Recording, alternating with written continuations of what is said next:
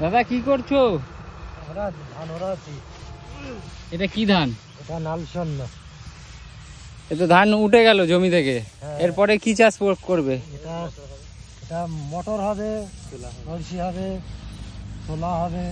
শীতের সবজি? হ্যাঁ, সবজি না, সবজি একে যাবে। হ্যাঁ, ডাল, ছোলা, মুসুরি, খেসারি। মুসুরি, খেসারি, ছোলা। কতদিনে রেডি হবে এগুলা? 3 মাস। 3 মাস। 3 মাস লাগে রেডি হইতে। এটা চাষ এবার চাষ দিয়ে কালকে বোনা হয়ে যাবে।